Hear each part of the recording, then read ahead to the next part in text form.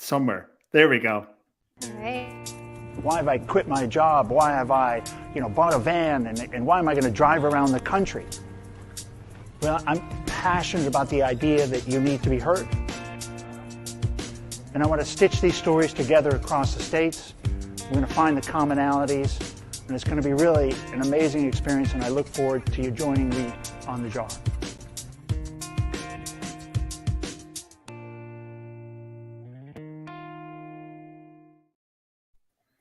Hey, everybody. Welcome back to Mental Health Today. It's your host, Ken, and kind of missed you. It's been, I don't know, it feels like it's been a few days since I've actually been on here. Last Thursday, we had about, I think I recorded 3 episodes last Thursday. So if I go 1 or 2 days without talking mental health with somebody, I'm getting a little anxious. I'm wondering what's going on. Kasia, thanks for agreeing to join with us today and showing up and being kind of your vibrant self. Well, I'm so honored, and I'm glad to be easing your anxiety as we talk about mental health here, to be a contributing voice that you get to talk to about this.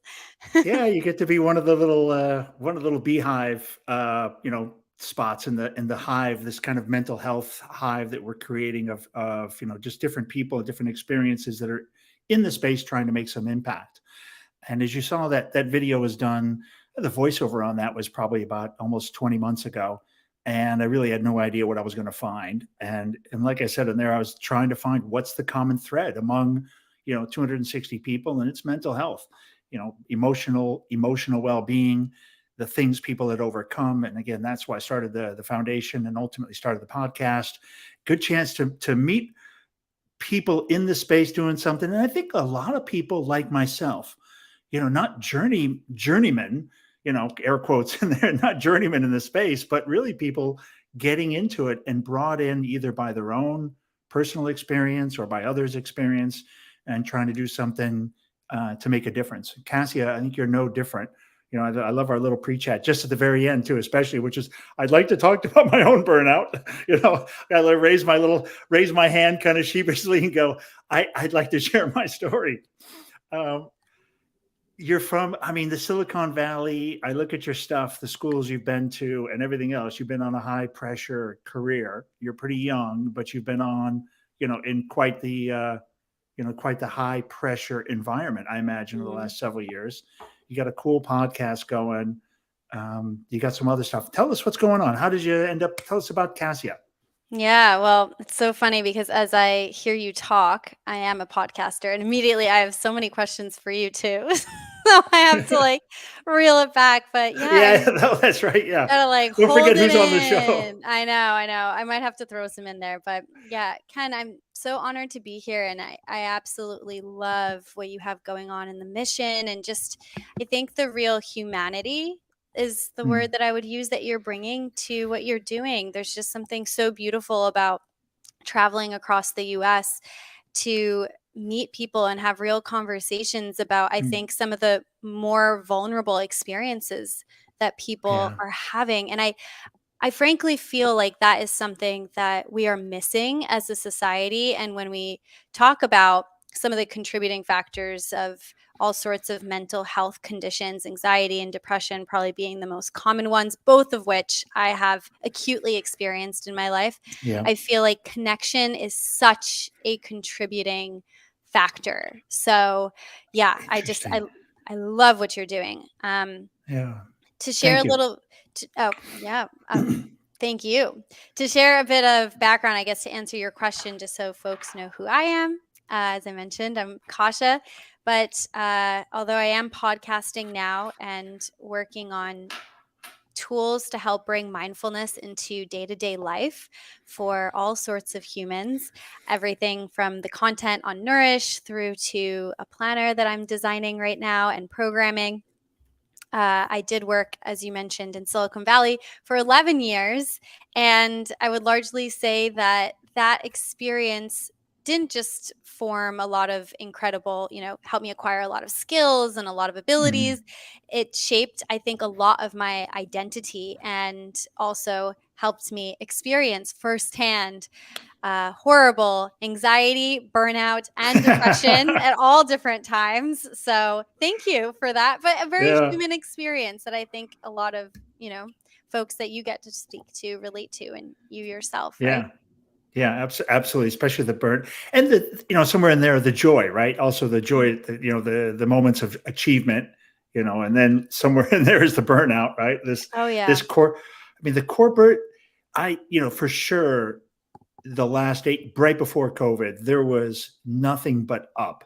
Mm. Every business was up, right? And just grinding and producing at a fast pace. And I think that really going into COVID, people were already probably you can only go so hard so fast. Mm. Straight up. Absolutely.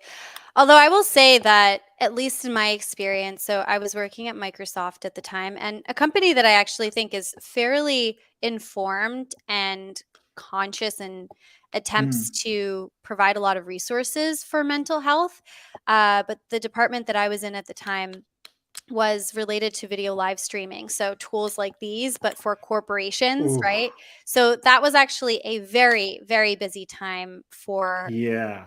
the entire team. So I think, in a way, I know that a lot of people found great ease in perhaps working from home, and that offered a lot of flexibility. Of course, a lot of people lost their jobs, which is horrible as well. Yeah. But I think everybody had a very unique experience when it came to that Mm. transition, for sure. Yeah, I'd very much agree to that. Tell us what are you doing on Nourish? What's the kind of focus on that? What kind of guests are you looking for, and what are you trying to who are you trying to lift up on that with the platform? Yeah, well, thank you so much for sharing it, because it's such a deep, it's work that really comes from my heart, I Yeah. would say.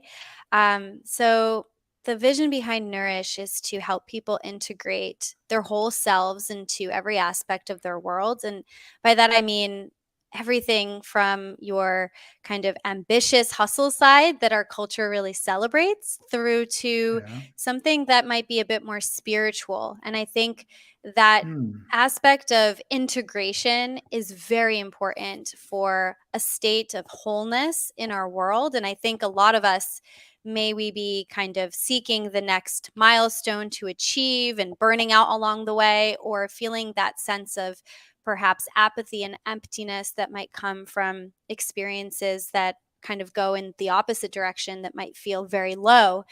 Mhm. We're seeking that sense of integration and wholeness. And so the conversations that I have are really wait I speak with experts who share everything from stories through to research in the field of mind, body, spiritual integration.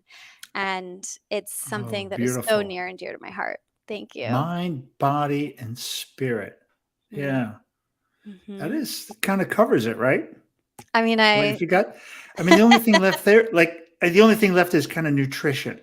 Like, as far as like, body, is body that, right there. and you just put that into the body, right? How you Yeah. worship the body, take care of your Yeah. body, the Yeah. exercise, nutrition. Mm-hmm. Yeah, it's perfect. Mm-hmm. Mm-hmm. I think that is partly too. I think that's a topic that's or that triangle is very much missing in a lot of our ways of looking at life, just wholeness. So Mm-hmm. I think this nourish concept is beautiful. If you nourish those three spots, you're going to be okay. I mean, Yeah. you're going to have some rough spots, but you'll be okay. Yeah. Um, Yeah. Yeah.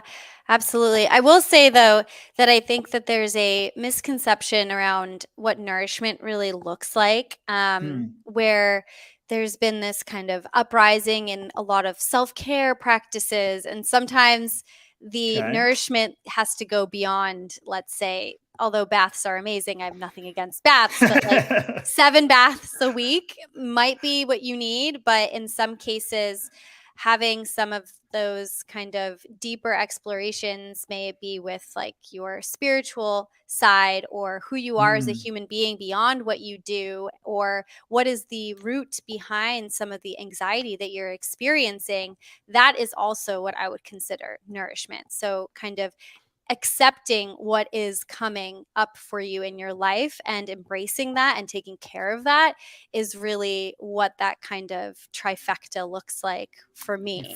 Yeah, for you. Okay. Yeah, no objection there. I'm just now getting into the whole triangle, like looking at this trifecta, right? I'm just now starting to get my head around it and going, this is, and coming through the conversations with people like yourself that are looking at it now, I do think we're getting a lot more of this whole view of what's important in mental health and how to balance. The spiritual side is kind of interesting because Mm, it gets quite tricky in communication, right? mm, Spirituality versus religion, and I think right now we've got, I think it's almost like a taboo in a way, right? Corporate and spirituality gets a little, you're crossing into this really thin gray line. How do you balance that? I mean, because, for like, I wrote a book called for full disclosure, I wrote a book called Dear God. oof. And what was And I, that? Wait. and What was that yeah, about? yeah. And I call it the unfortunate title Okay. because, I'm not a Christian. So I can't, I can't go speak at churches and talk about what the book says about, God. And yet I can't go to corporate because with a book title like that, no HR person is going to let me within 100 miles of their organization. So I call it the unfortunate title. But it's really it's kind of a joke in a way, a personal inside joke, because it's ultimately been a great book for me to write. And it's spiritual. I mean, it's Mm-hmm. really a look at, just real quickly, it's it's like three circles in a square. And the inner circle is book of self. And Mm, that's your yesterdays, your todays, and your tomorrows, everything in your mind. And then the book of others is a little outside circle. And that's between you and another human: acceptance, forgiveness, compassion. And then the outer one is kind of the book of all, or the humanity part. And that's love, karma, and service. mm, And then the last book is kind of the squared part, which is the spiritual part, which is the book of you, meaning God or higher power. And those are faith, hope, and prayer. mm, And I found it, and the questions in the jar are all from the book. mm, So it's 444 questions that I generated from the 12 topics. mm. And so it's a real deep dive into those topics with each person without really kind of seeing it, because the way the questions are written, it doesn't seem like there's only 12 topics. Mm. Probably seems like there's, it's a bit more, just a more broad, general conversation, right? But you miss this kind of actual topic part. But I do find that spiritual side quite interesting, because I Mhm. have 9 of the topics are quite, amiable. And then I've Mhm. got faith, which people can interpret differently, Mhm. hope, which is often assigned to religious kind of connotations, and prayer, which is, Mhm. obviously spiritual or religious. So it's kind of interesting. How are you balancing this kind of thin gray line between, Mm. you know, Yeah, yeah. I find it's fascinating because the word spirituality is very loaded, and I think it can mean different things for different yes, people. for And different people, agree. it can mean religious. It can mean, Hmm. agnostic, and Yes, it can mean agnostic as much as agnostic. yeah. Yeah. And frankly, it's interesting because you kind of brought up the term corporate and spirituality and like the Hmm. intersection and maybe the kind of how do you balance both. And it's fascinating because there's this incredible book that recently came out. It's called The Good Enough Job by a man named Simone, and I'm blanking on his last name, but I can look it up for you. Okay. The good And enough job. Good Enough Job, and he talks about how so much of our identity has become tied to the work that we do. And this Mm. kind of has increased with the decline in organized religion because, according to Pew Research, right now, about 27 to 30% of the US population identifies as spiritual known. So not religious, spiritual, but not religious, or not Mm. of a Wow, particular 30% 30%. already now. 30%, right, Whoa. right. Which So is similar to the people I see. and so I think that just brings up such an interesting kind of point around previously our spirituality and our religion was a bigger chunk of our identity, and we had Yeah. more to this life by default in a way, right? Where now, with the questioning of that and the shifting of the role that organized religion plays in our life, Yeah. and more people kind of fall into that box, other things rise up in importance and identity, like work. And so I think actually the irony is that even though spirituality and corporations feel at odds, work in Yes. many ways has actually filled the gap that religion has left behind. Yeah. I mean, yeah, I work is transitional, right? I mean, your identity through a job is very transitional, very undependent upon you, right? Mhm. You have very little say in that relationship in the end. Mm. And, It's very certainly if you external too, right? it's very external. I mean, some people though, I've been around a lot of people who super, super absorb their identity. And it's a 24/7. I've seen a 24/7 kind of a thing where even Mhm. socially they're a corporate their corporate identity follows them. Yeah. Um, so that happens, right? I mean, there are people that's 24/7. Yeah, interesting. That is interesting. And the spiritual side is, that's an anchor that you're under control, right? Your relationship there with either your church or your God or your spiritual alignment, you kind of in control of that. And the Mm. work side, you're very much kind of in, a little bit in control.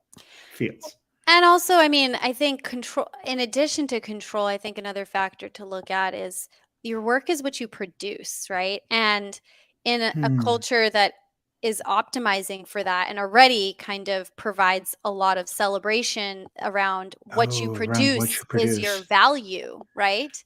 Yes. When you are not of a certain title in your job, or you aren't making a certain amount, or you're not working at the right company, and that is your identity and it is representative of who you are. I mean, there is, and I'm frankly speaking, not just from, the research that I've done and this beautiful book that I'm reading, but also my personal experience. When that goes away, it's like Yeah. you lose who you are, and I think that can be very unsettling. In my experience, at least, I've definitely found that, right? Where I put so much effort into work. It was my identity. Being a high Yes. performer was exactly Yep. who I am, right? But when I chose to walk away and create something new, there was a huge hole because that wasn't there anymore, right? So it's like burnout versus full on, like Be a complete, like upending. anonymity in a way, like, not anonymity because you're still, yeah, you lose that identity. And that's a gap, especially if you've tied yourself around it. I mean, you're going out to work, after work, you go out for a cocktail or conversation. You might have dinner with people after work a couple nights a week, I'm sure, Hmm. right? In that kind of environment, it's manic. And Oh you got yeah. deadlines, emails at 10:30 at night with each other, about tomorrow, and then poof, it's gone. Yeah. And that's actually one of the things to recognize is when you spend, I don't know, 12 hours a day at work with the Yep. people at work, and that is the community you surround yourself with. You go to Yep. networking events, it's all around the same thing. You've built up your identity as a high performer at these types of companies in this kind of a role. And Mhm. when you're not performing, when you're not a part of that, there's like a sense of emptiness that's there. And I think just bringing awareness to not just like the effects of, trying to create value through what you do, which leads to burnout, which frankly, if not done the right way without listening to like your physical cues and what your body is telling you, that can lead to burnout, but also kind of Mm. the Mhm. dangers of completely tying yourself to that in terms of how Yeah. upending that can be. Yeah, And absolutely. how did you navigate it? Because it seems like you've successfully navigated it. You may have some road rash, from it. What was that like jumping off the bus going 50 miles an hour trying to catch your feet? Oh my God. Well, the first thing that I think I want to call out is like what I'm sharing with you is something that I wasn't aware of when it was happening. And so I just I really want to acknowledge that. yeah, Okay. yeah, so I also have my own, I have my own similar, right? I also jumped Yeah. off the bus at 50. Yes. So yeah, so tell us tell us in hindsight as you've looked back, Mm. now that you've got the benefit of some rear view Yeah. mirror. So I think the first thing that I recognized is, we talked about before we jumped on here is, like the effects of burnout and the effect that can have Mhm. on your mental health. And I think that is so Yeah. true. And high pressure environments and environments where there is a lot of, I think, expectation and a lot of risk for failing, which tends to be the case at some of these companies in general. That is entirely true, but I think one of the things that I realized in hindsight is that I need to take personal accountability for my role in that. Meaning that when I left Microsoft and I started my grad school program, uh, I kind of expected to heal my burnout and suddenly feel all, a bunch more, content and like manage my time better and not overwork. But I Okay. just took the same practices that I had honed over at Microsoft and in my 11-year career working in tech and just applied it into, at this point, studying traditional Chinese Okay. medicine, right? The irony. I'm studying Yeah, Taoist that's really good. theory. Yeah. And so I think that is the most pertinent hindsight that I have, right? Which is what kind of brought me on this path of investigating, like, well, why am I behaving this way? Which is why I think the Oh, role yeah. that your value in society and having that be tied to your productivity can have on life has like really been something that has become more present for me. But at the time, it was just doing the same thing. You know what I mean? Yeah, you just changed hats and you Yeah, really your behavior exactly. your behavior was exactly the same, just in a different Correct. skill set, a different playground. Correct. Yeah. Yeah. And so I think that kind of personal accountability in the contribution that I had in my Yes, yeah, burnout is probably the yeah. biggest takeaway that I have, like looking back at that. Yeah, I think that's right. It's a good observation. I think, in your defense, it's that youth and the vigor and the culture they create, right? And there's Mm, almost the exclusivity. There's no, there's hardly any reading any books, right? There's no mm, self-study. You're just grinding and mm, achieving for the project and for the client and for the next, the boss's quarterly review or whatever it is. mm, So it is, I mean, this was my own experience. It's absolutely 100% all in on the job. And I mm, had several jobs like that where it got increasingly manic. And then all of a mm. sudden, poof, I was in this super, super slow matrix. Like I went into I was going 120 miles an hour. And then I was in reverse motion for a while. Like it slowed down to -10. When you left, or before you I left, had even. some, yeah, before I left, I had there was a period I had a role change Mm, and I wasn't really prepared for it. I was still, I still had all my whole factory was producing the right chemicals in the right balance. I was just I was just absolutely producing the super performer hormones mm, and doing really well. And then all of a sudden, I was in a very soft job, and mm, that trying to catch up to that. But what happened was a lot of creativity popped up. So, mm, what I found was I was actually the creativity part was there to fill in the void. So I was lucky in that way. I had something and I did some intentional things for myself to kind of to steer the energy. And I think mm. that was one thing I got right, was that, and that did kind of help me. But still, I did sit on a chair for about 6 months, staring out the window, with some PTSD for sure, little So little I'm burnout. curious. I'm curious, like as you kind of reflect on that period of time where you were hustling and going like hundreds of miles an hour, right? Which I can Yeah. so deeply relate to. Um, Yes. What was like, why were you doing it? Like, why were you doing it at the time, right? Like, Oh yeah, it's just a what was it? yeah. What was it? Was it for the It's team? Was it to Yeah, it's for the you're doing it for your career, you're doing it for the team, the company, that particular team you're trying to lead, and the challenge. A couple. I was kind of a fix it guy, so they Mhm. would put me into fairly adverse environments that were places that weren't performing very well, and so to go in there and to fix it. So that takes an incredible amount of you got to come in with super energy and super focus, and it's a brutal job, and sometimes Yeah. you have to do a lot of change management. So it's a lot of people stuff. You move a Yeah. lot of people. That's painful, like painful moving people. I Yeah. did a lot of restructuring and helping teams, just get to because teams, they grow really well for 4 or 5 years, 4, 5, 6, 7 years, the teams grow, and then they get really discombobulated Mm. because they're growing, a little bit abnormally. And you add a team here and a structure there, and, you end up very much with the wrong people in the wrong boxes, and the wrong Mm. boxes in the wrong place. And Mm. so you need somebody like me to come in when things, go sideways, and kind of restructure it and put the right people in the right spots.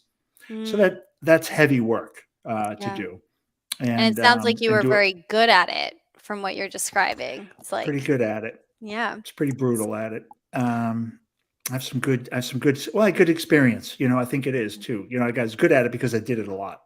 Mm-hmm. I didn't have there's no super skill, just being able to apply that practice many, many, many times. You get good at it, Mm-hmm. or you don't keep your job, right? I mean, eventually you get better and better, or they find somebody else, and Mm-hmm. eventually. Um, yeah, I think it is a real challenge though. If you don't, I was lucky because I did a couple of intentional things, and you know, um, I had some creativity that I wasn't probably as aware of as it was more powerful than I thought. But I think if you come out and you really are tied to the work, and this is what you're good at, Mm-hmm. and you've got nothing else you can identify right away, Mm. that's going to be tough. Mm. That's going to be tough. What did you do intentionally? Like, what were some of the intentional practice? Because you mentioned that twice. I bought a guitar. Hmm. It's a So side story. another side of your dimension. I love that. See, like Yeah, very multidimensional, not just the fixer. I'm not just a fixer. It turned out I was a good, well, I'm not a very good guitar player, though. I can confess to that. But it was good for writing songs. It's good for Mm-hmm. writing music, and that's kind of what I used it for. It's a whole side story that's a whole nother story. Um, let's come back to you. Kind of, let's see what else we missed. We got the nourish. What are you doing now? We're about 5 minutes to go ish. Mm. Um, what are you going to do now? You talked a little bit about your journal. You've got some Yeah. other. What's happening with Nourish? What do you see this looking like in 6 months? Yeah. So, well, as I mentioned, maybe this is a little premature, but we are going through It's a okay. pretty Shh, exciting. no one's listening, I think. All right, great. Well, when they do, it'll be Until later. hopefully live. But you Um, can put it in the universe. I am putting in the universe. We're going through a rebrand, so kind of Okay. shifting the brand beyond the just title of Nourish, which you'll be seeing. I mean, if you follow the podcast, it'll just automatically update. So please Okay. go follow it, and you can see it along the journey. But what I'm really excited about is Nourish has been a means to share stories, content, wisdom, Mm, information, research, and one of the things that I think is so important is okay, perhaps Nourish might introduce people to the potential of living a integrated life, integrating okay. spirituality, finding identity beyond just how you are perceived on the outside or the work that you do, and really going deeper than that and finding that wholeness within. But that's the content around people who have done that Mm, or research, and how do you actually apply that? And so that's really what I'm working on next. And I'm designing a planner to help people start to integrate spirituality and that sense of connection, that deeper connection into day to day life. So rather than, you go to work, Monday through Friday, you're a hustler, you're a fixer, you're a product manager, whatever it is that you are. And then on your weekends, you meditate or you go on a yoga retreat for a week and you tap into that side of your life. How can you bring that into your life so that way your entire life Yeah, you experience just is integrated? Yeah. Yeah. So that's what I'm working on now. And I'm so excited about that. So, yeah, it's going to have a lot of Zen principles in them. I'm a that long sounds time meditator and I love that. I love, love, love that. Yeah. I I this is something right up my alley right now. One of the things I want to come back to that for the close. Yeah. One you said something really quite interesting, and I just was like thinking of my whole journey, and then the question you asked. You know, what you're setting up is a chance for people to be intentional. So to be at Mm, work, to do your career, but set aside intentionally, be intentional about the outside of work and apply these other principles mm-hmm. to bring some Mm-hmm. balance. And that's kind of what I think my experience was being intentional with different parts of my life made a difference. And that compartmentalizing, this is my work life, this is what I'm doing, but this is also my connection with myself, my Mm, connection with my creator, my yeah. spirituality side.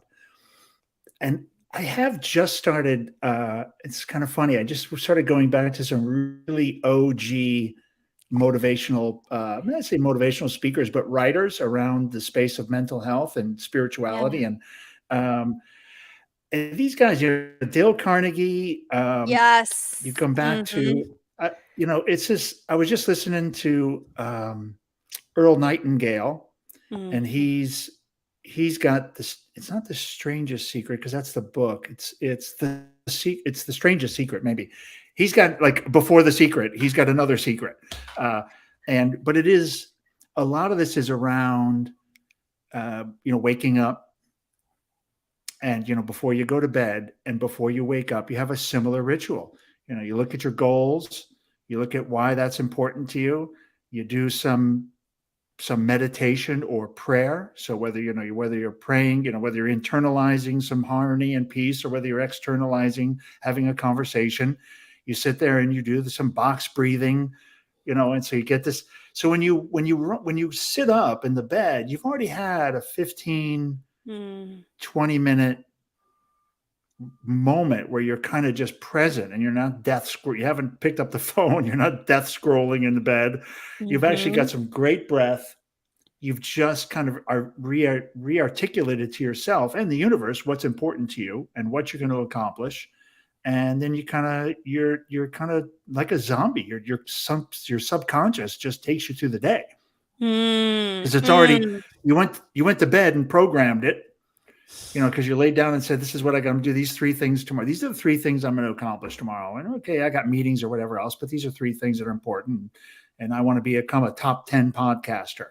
And I mm-hmm. want to have cash flow that allows me to make sure people see my story and other people's stories. And then you lay down anyway. So it's that normal kind of goal conversation with your health. And these guys are so old school, but that stuff is bananas simple. And Mm-hmm.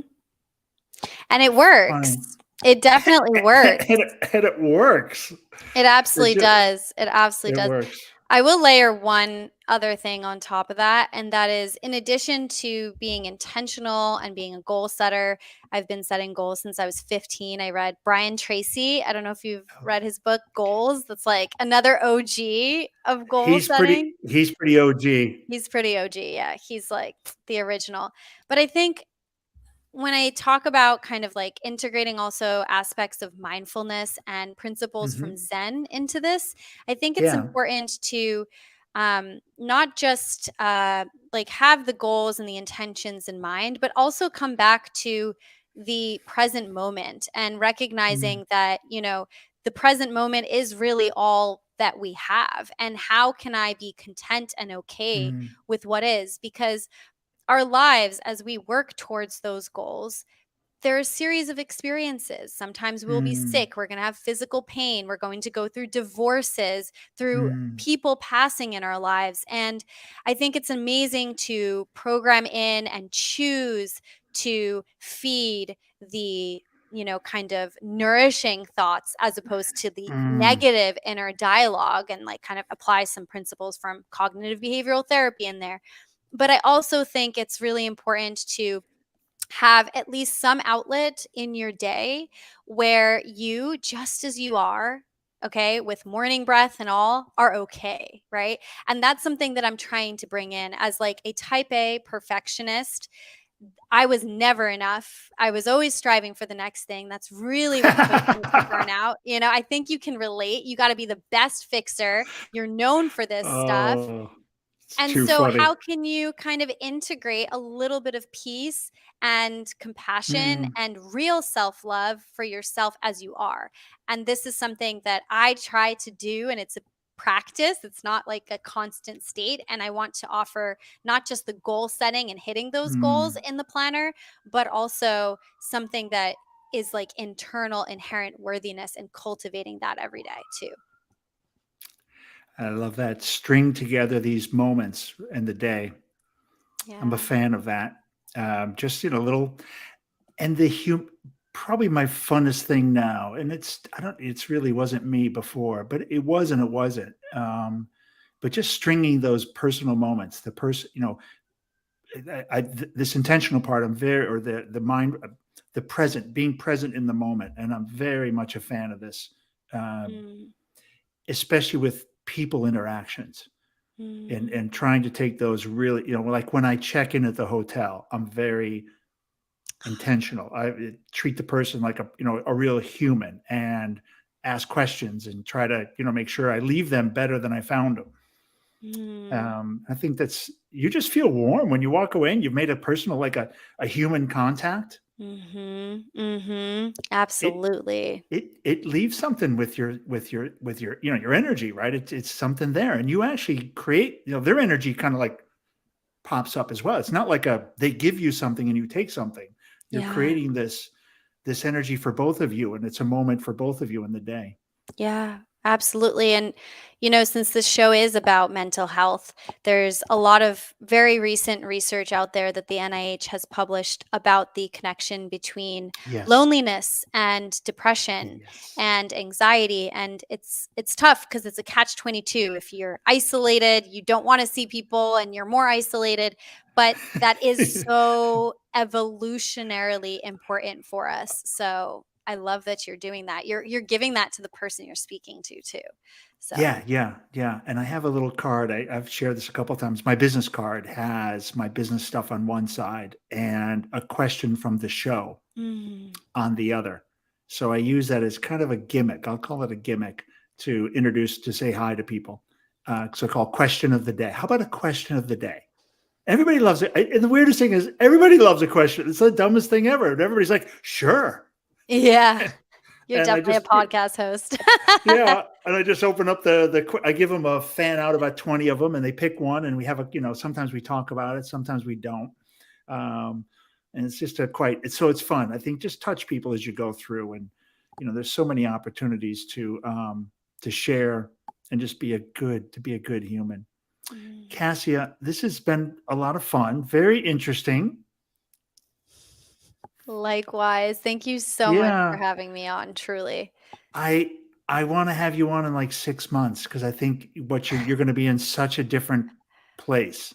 I would love a part 2. We can connect again, have this through the screen. Yeah. Maybe you'll be in California and we can do this in person. Okay. I will be in about 6 months, right? I think I'm going to finish. I'm going to finish around December, and this late December. That'll have me right up in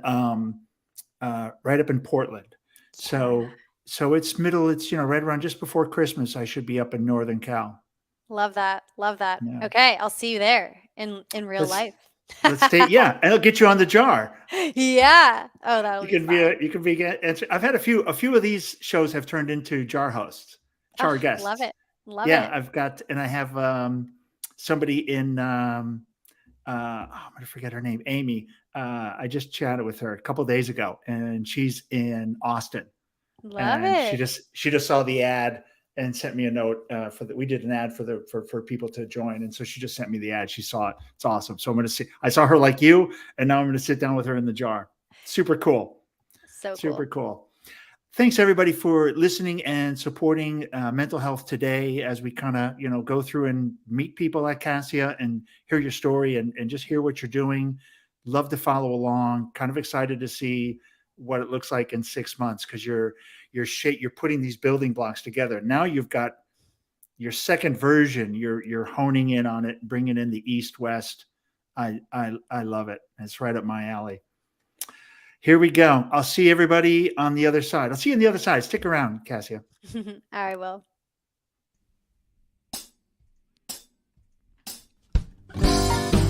Yeah, loose, baby.